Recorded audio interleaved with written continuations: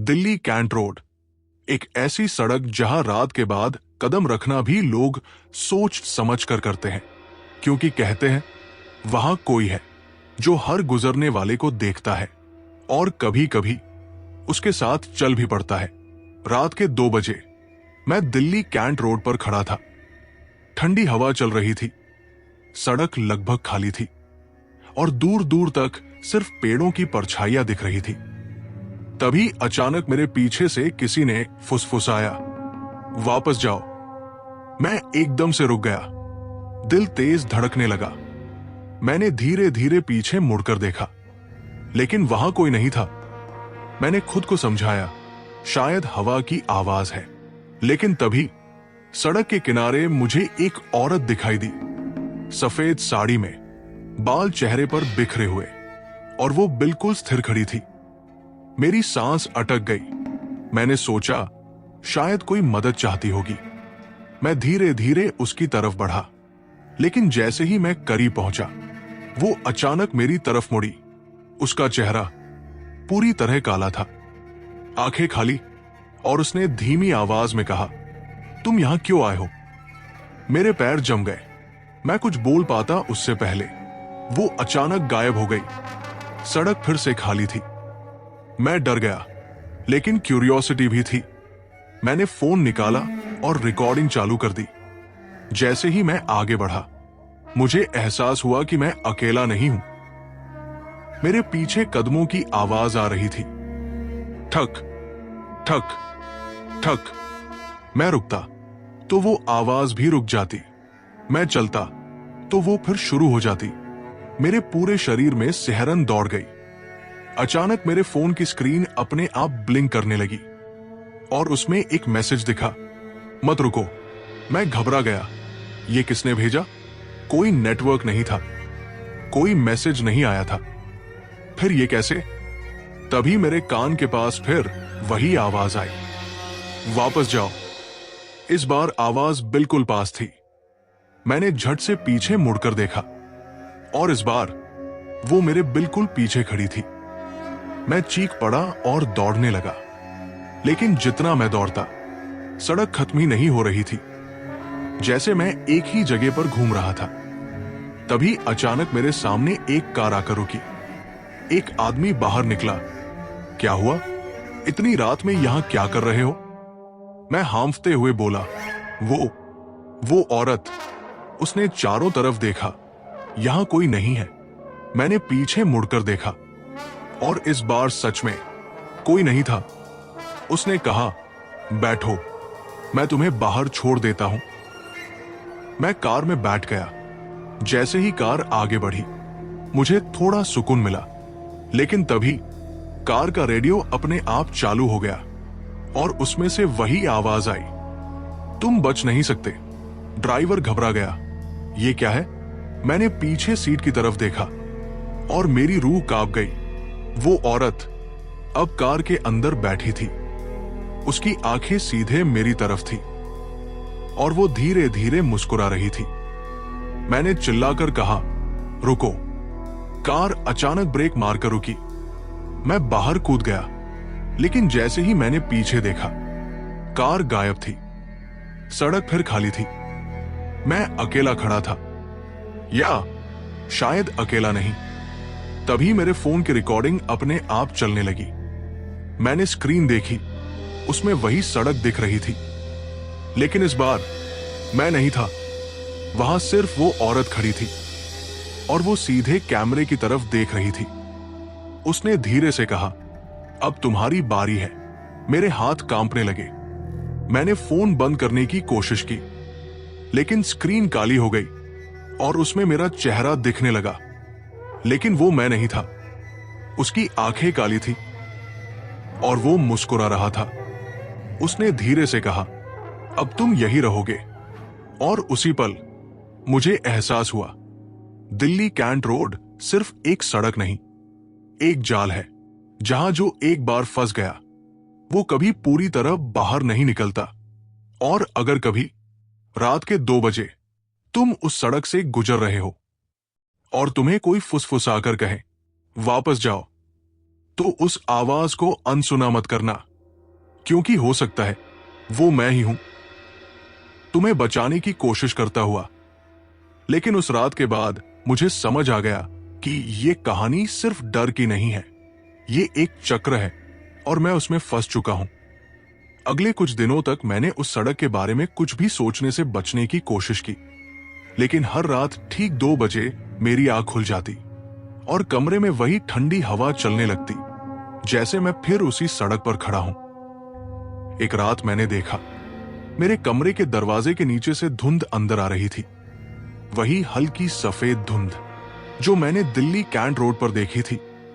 मेरा दिल जोर से धड़कने लगा।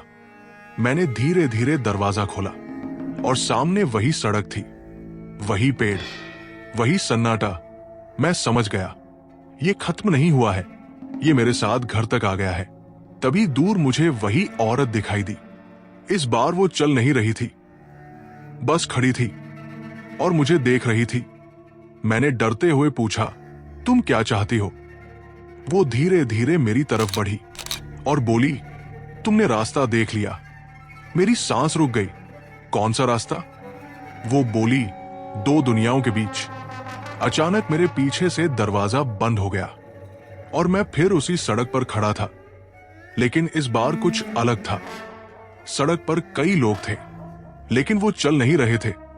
सब स्थिर खड़े थे, जैसे समय रुक गया हो। मैंने एक आदमी के पास जाकर उसे हिलाने की कोशिश की, लेकिन वो ठंडा था, बिल्कुल बेजान। तभी अचानक सबकी आंखें एक साथ मेरी तरफ घूम गई। मैं डर के मारे पीछे हट गया। तभी वो औरत बोली, ये सब वही है जो लौट नहीं पाए। मेरी रूह कांप गई। मैंने कहा, मुझे यहां से जाने दो। वो मुस्कुराई, जाओगे, लेकिन अकेले नहीं। तभी अचानक उन सभी लोगों ने एक साथ कदम बढ़ाना शुरू किया। धीरे धीरे मेरी तरफ मैं भागने लगा, लेकिन सड़क खत्म ही नहीं हो रही थी। हर मोड़ वही, हर रास्ता वही, जैसे मैं एक लूप में फंस गया हूं। तभी मेरे सामने वही कार आकर रुकी, वही ड्राइवर, लेकिन इस बार उसका चेहरा अलग था। उसकी आंखें पूरी काली थी। उसने दरवाजा खोला, बैठो। उसकी आवाज में कोई भावना नहीं थी। मैं पीछे हट गया। नहीं, वो बोला, ये तुम्हारा रास्ता है। तभी मेरे फोन में फिर वही रिकॉर्डिंग चालू हो गई। मैंने स्क्रीन देखी। इस बार उसमें सिर्फ मैं नहीं, बल्कि वो सभी लोग दिख रहे थे जो मेरे पीछे खड़े थे, और उनमें से हर कोई एक साथ बोल रहा था, इसे अंदर लाओ। मेरे कान सुन्न हो गए। मैंने फोन फेंक दिया, लेकिन आवाज बंद नहीं हुई। वो मेरे दिमाग के अंदर गूंज रही थी। तभी अचानक सड़क के बीच में एक दरार खुली और उसके अंदर अंधेरा, गहरा अंधेरा। वो औरत उस दरार के पास खड़ी हो गई और बोली, यहीं से शुरू हुआ था। मैंने नीचे झांका और मुझे ऐसा लगा जैसे मैं नीचे गिर रहा हूं, बिना हिले, बिना कूदे, बस खिंचता जा रहा हूं। मैंने खुद को रोकने की कोशिश की, लेकिन बेकार। तभी किसी ने मेरा हाथ पकड़ा। मैंने ऊपर देखा, वो मैं ही था, मेरा दूसरा रूप। उसने कहा, अगर तुम गए तो वापस नहीं आओगे। मैंने घबराकर पूछा, तो क्या करूं? वो बोला, किसी और को आने दो। मेरे अंदर एक लड़ाई शुरू हो गई, डर और इंसानियत के बीच। तभी दूर से किसी के कदमों की आवाज आई। मैंने देखा, एक नया आदमी उस सड़क पर आ रहा था। शायद उसे कुछ पता नहीं था, वो बस गुजर रहा था। तभी वो औरत मेरी तरफ मुड़ी। तुम्हारा फैसला। मेरे हाथ कांपने लगे। मैं उस आदमी को रोक सकता था या उसे अंदर जाने दे सकता था। कुछ सेकंड, बस कुछ सेकंड, और मैंने आंखें बंद कर ली। जब मैंने आंखें खोली, वो आदमी अब मेरे सामने नहीं था। वो उसी दरार के अंदर गिर चुका था। सब कुछ शांत हो गया। आवाजें बंद, धुंध गायब। वो औरत मुस्कुराई, अब तुम जा सकते हो। अचानक सब कुछ बदल गया और मैं अपने कमरे में था। सब नॉर्मल, जैसे कुछ हुआ ही नहीं। लेकिन इस बार सच अलग था। मैंने आईने में देखा, मैं अकेला था, लेकिन मेरे पीछे हल्की सी धुंध थी। और उसमें कई चेहरे। मैं समझ गया, मैं बच गया हूं। लेकिन किस कीमत पर? अब मैं आजाद था, लेकिन पूरी तरह नहीं, क्योंकि हर रात ठीक 2 बजे मेरे कान में वही आवाज आती है, अगला कौन? और मैं जानता हूं ये खत्म नहीं हुआ है, ये कभी खत्म नहीं होगा, क्योंकि अब मैं भी उस कहानी का हिस्सा हूं। और शायद अगली बार जब तुम उस सड़क से गुजरोगे और तुम्हें कोई कहे वापस जाओ, तो हो सकता है वो मैं ही हूं, तुम्हें रोकने की आखिरी कोशिश करता हुआ। लेकिन उस रात के बाद एक चीज बदल गई। अब मैं सिर्फ आवाजें नहीं सुन रहा था, अब मैं उन्हें समझ भी रहा था। पहले जो फुसफुसाहट बिखरी हुई लगती थी, अब वो साफ शब्दों में बदलने लगी। उसे बुलाओ, रास्ता खुला है, समय आ गया है। मैंने खुद को समझाया कि ये सब मेरे दिमाग का खेल है, लेकिन सच्चाई ये थी कि मैं बदल चुका था। दिन में मैं सामान्य रहता, लेकिन रात के 2 बजते ही सब कुछ अलग हो जाता। कमरे की दीवारें ठंडी हो जाती, घड़ी की टिक टिक बंद हो जाती, और हवा में वही हल्की धुंध फैलने लगती। एक रात मैंने तय किया, भागना बंद, अब सच जानना है। मैंने फोन, कैमरा और एक टॉर्च उठाई और सीधे दिल्ली कैंट रोड की तरफ निकल पड़ा। जैसे ही मैं उस सड़क पर पहुंचा, मुझे वही एहसास हुआ जैसे ये जगह मुझे पहचानती है। सड़क खाली थी, लेकिन सन्नाटा बहुत भारी। मैंने रिकॉर्डिंग चालू की। आज मैं वापस आया हूं, सच जानने के लिए। तभी वही आवाज, तुम फिर आ गए। मैं रुका नहीं। इस बार मैं डर के साथ नहीं, सवालों के साथ आया था। तुम क्या चाहती हो? मैंने ऊंची आवाज में पूछा। कुछ सेकंड सन्नाटा रहा, फिर धुंध के बीच वो दिखाई दी। इस बार उसका चेहरा उतना डरावना नहीं था, उसमें गुस्सा नहीं, एक अजीब सा दर्द था। वो धीरे धीरे मेरे करीब आई और बोली, हम रास्ता नहीं है, हम दरवाजा है। मेरी सांस अटक गई। किसके लिए? उसने सड़क की तरफ इशारा किया, और तभी मेरे सामने वो चीज हुई जो मैंने पहले कभी नहीं देखी थी। सड़क के बीच हवा हल्की सी फटी, जैसे किसी ने पर्दा हटा दिया हो, और उसके पीछे एक और दुनिया दिखाई दी। वही सड़क, लेकिन टूटी हुई, जली हुई, और वहां सैकड़ों लोग खड़े थे। ये क्या है? मैंने कांपते हुए पूछा। वो बोली, ये वो जगह है जहां कोई लौट कर नहीं आता, और तुम अब दोनों दुनियाओं को देख सकते हो। तभी अचानक उस दूसरी दुनिया से एक आदमी बाहर आया। उसका चेहरा धुंधला था, लेकिन उसकी आंखें मेरी तरफ थी। मदद करो। मेरे हाथ कांपने लगे। मैं उसकी तरफ बढ़ा, लेकिन तभी वो औरत बोली, अगर तुम उसे बाहर लाओगे तो उसकी जगह तुम्हें जाना होगा। मैं वहीं रुक गया। पहली बार मुझे समझ आया, ये सिर्फ डर नहीं, ये संतुलन है। कोई बाहर आता है तो कोई अंदर जाता है। तभी उस आदमी ने चीखते हुए कहा, मुझे मत छोड़ो। मेरे अंदर कुछ टूट गया। मैंने एक कदम आगे बढ़ाया, और उसी पल मेरे पीछे से किसी ने मेरा कंधा पकड़ लिया। मैंने मुड़कर देखा, वो मैं ही था, मेरा दूसरा रूप। उसने धीरे से कहा, याद है तुम कैसे बचे थे? मैं जम गया, तुम्हें किसी और ने छोड़ा था। मेरी आंखें फैल गई। तो मैं किसी और की कीमत पर बचा था? तभी वो औरत बोली, हर कहानी में एक त्याग होता है। मैंने नीचे देखा। वो आदमी अब धीरे धीरे उस दरवाजे में वापस खिंच रहा था। मैं चिल्लाया, रुको। लेकिन इस बार मैंने कुछ नहीं किया। मैं बस खड़ा रहा, और कुछ सेकंड बाद वो गायब हो गया। दरवाजा बंद हो गया, सब कुछ शांत। वो औरत मुझे देखती रही, फिर बोली, अब तुम समझ गए। मैंने धीरे से कहा, ये कभी खत्म नहीं होगा। वो मुस्कुराई। कहानियां खत्म नहीं होती, वो बस नए लोगों तक पहुंचती है। अचानक मेरे फोन की स्क्रीन जल उठी। उसमें लाइव रिकॉर्डिंग चल रही थी, लेकिन कैमरे में मैं नहीं था। वहां वो सड़क थी, और उसमें एक नया आदमी खड़ा था। वो डर के मारे इधर उधर देख रहा था और स्क्रीन के कोने में लिखा था लाइव दिल्ली कैंट रोड। मेरे हाथ कांपने लगे। मैंने ऊपर देखा, वो औरत गायब थी।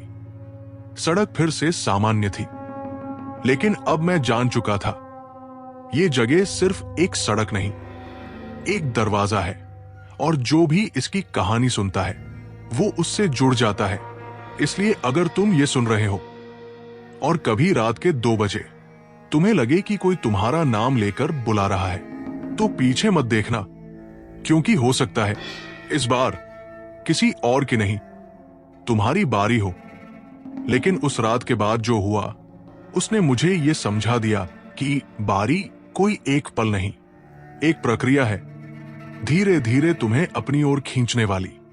पहले आवाज, फिर एहसास, फिर रास्ता, और अंत में चुनाव।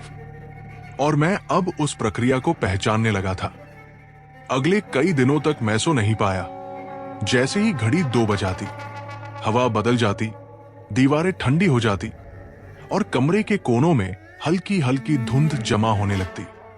पहले मैं डरता था, अब मैं नोटिस करता था कब आवाज आती है, कहां से आती है, किस शब्द के बाद क्या बदलता है, जैसे मैं किसी पैटर्न को समझने की कोशिश कर रहा हूं। तीसरी रात, आवाज साफ थी, आज दरवाजा खुलेगा। मैंने बिना देर किए अपना कैमरा ऑन किया। इस बार मैं भागने नहीं वाला था। अगर यह चक्र है तो इसे समझना होगा। मैं कमरे के बीच में खड़ा हो गया। धुंध धीरे धीरे घनी हुई और मेरे सामने हवा फिर से फटने लगी, जैसे किसी ने अदृश्य पर्दा खींच दिया हो। दरवाजा खुल गया, लेकिन इस बार उसके अंदर सिर्फ सड़क नहीं थी। वहां एक और कमरा था, मेरे कमरे जैसा, लेकिन टूटा हुआ, जला हुआ, और दीवारों पर काले निशान। मेरी सांस अटक गई। मैंने कदम बढ़ाया और जैसे ही उस तरफ गया, मेरे पीछे का दरवाजा अपने आप बंद हो गया। अब मैं उस कमरे में था और वहां कोई था, एक आदमी, दीवार के सहारे खड़ा। उसकी पीठ मेरी तरफ थी। मैंने धीरे से कहा, कौन? वो धीरे धीरे मुड़ा और मेरी रूह कांप गई। वो मैं ही था, लेकिन उसका चेहरा जला हुआ, आंखें गहरी और मुस्कान अजीब। उसने कहा, तुम आखिर आ ही गए। मेरे हाथ कांपने लगे। ये क्या है? वो आगे बढ़ा। ये वो जगह है जहां तुम्हारे हर फैसले का दूसरा रूप रहता है। मैं समझ नहीं पाया। मतलब? उसने मेरी आंखों में देखते हुए कहा, जब तुमने किसी को नहीं बचाया, उसका परिणाम मैं हूं। मेरे अंदर कुछ टूट गया। तो ये मेरा ही हिस्सा था जो उस चक्र में रह गया। तभी कमरे की दीवारें हिलने लगी और अचानक हम दोनों फिर उसी सड़क पर खड़े थे। लेकिन इस बार दोनों दुनियाएं एक साथ दिख रही थी।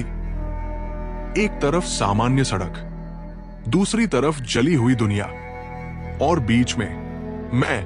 तभी दूर से किसी के कदमों की आवाज आई। एक लड़का, फोन हाथ में लिए, घबराया हुआ, शायद रास्ता भटक गया था। उसने मुझे देखा। भाई, यहां से बाहर कैसे निकलते हैं? मैं कुछ बोल पाता, उससे पहले मेरे दूसरे रूप ने फुसफुसाया, यही मौका है। मेरे कानों में फिर वही आवाजें गूंजने लगी। उसे अंदर लाओ, तुम जा सकते हो, बस एक कदम। मैंने आंखें बंद कर ली। एक तरफ डर, दूसरी तरफ किसी और की जिंदगी। मैंने उस लड़के की तरफ देखा। उसकी आंखों में वही डर था जो कभी मेरी आंखों में था। और उसी पल मैंने फैसला कर लिया। मैंने जोर से कहा, भागो अभी। वो लड़का चौंका और तुरंत भाग गया। तभी सब कुछ हिलने लगा। मेरे पीछे खड़ा मेरा दूसरा रूप चीखा, तुमने गलती कर दी। जमीन फटने लगी। दरवाजा फिर खुला, लेकिन इस बार वो मुझे खींच रहा था। मैंने खुद को संभालने की कोशिश की, लेकिन इस बार कोई बचाने नहीं आया। वो औरत सामने खड़ी थी।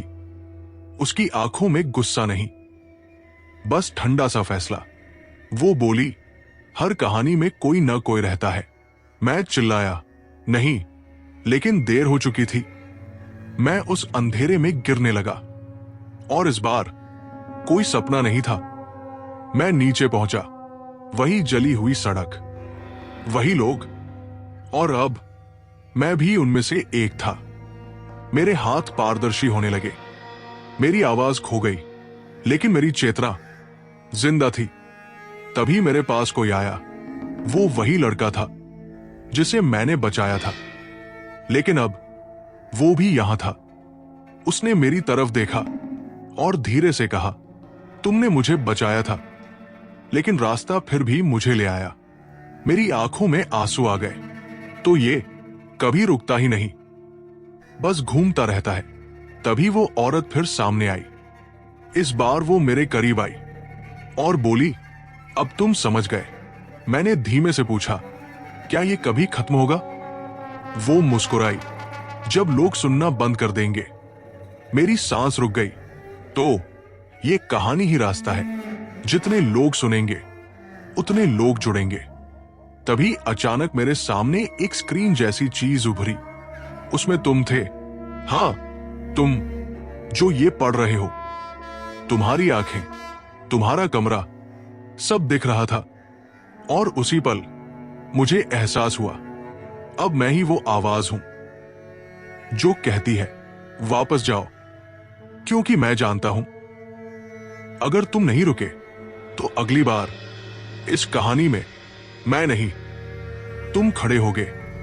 और उसी क्षण मुझे पहली बार पूरी तरह समझ आया कि मैं अब कहानी सुना नहीं रहा, मैं खुद कहानी बन चुका हूं।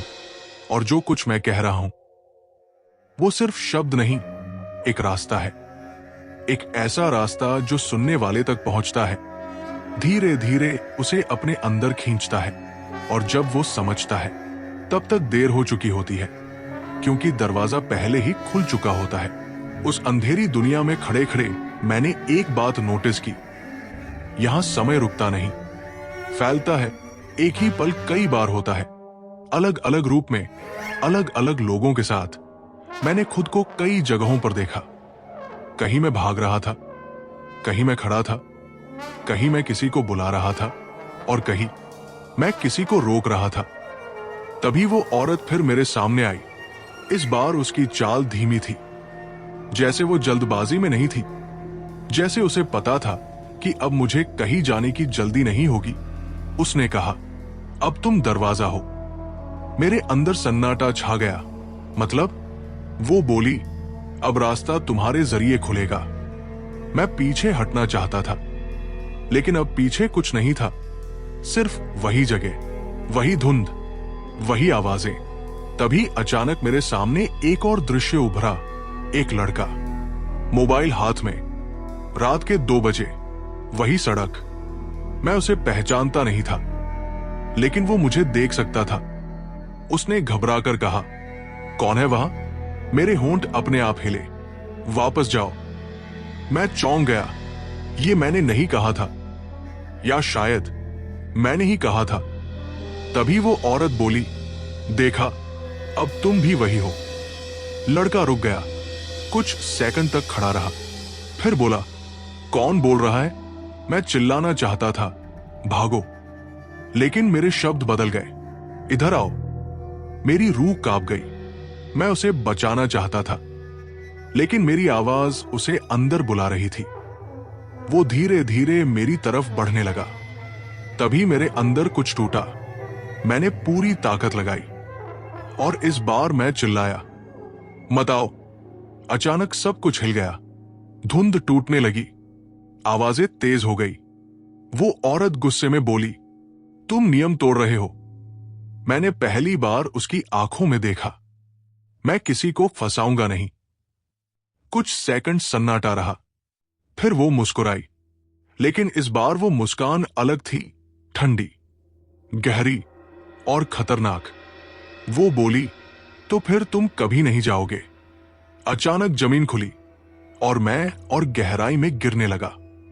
इस बार अंधेरा नहीं था, इस बार रोशनी थी, लेकिन वो रोशनी सुकून नहीं दे रही थी, वो सब कुछ दिखा रही थी। मैंने देखा सैकड़ों लोग, अलग अलग समय के, अलग अलग शहरों के। कोई फोन पर बात करते हुए आया था, कोई बाइक से गुजर रहा था, कोई दोस्त के साथ था, और सब एक ही जगह पर खत्म हुए।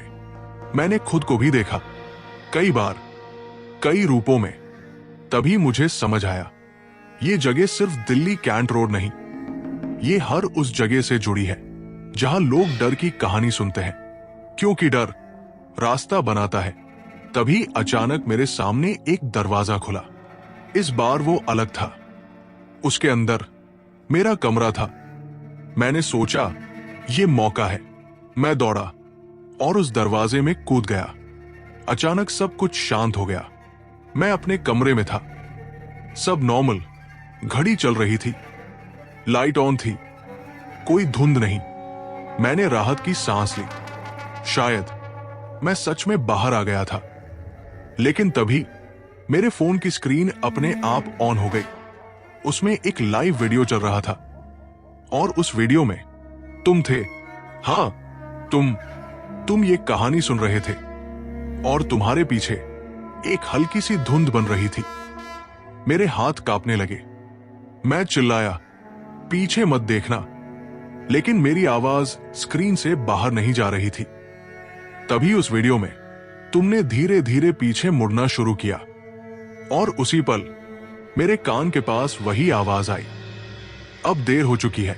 मैंने स्क्रीन बंद करने की कोशिश की, लेकिन वो बंद नहीं हुई, क्योंकि अब कहानी मेरे हाथ में नहीं थी। अब कहानी तुम्हारे पास थी। और अगर तुम यहां तक सुन चुके हो तो एक आखिरी बात याद रखना।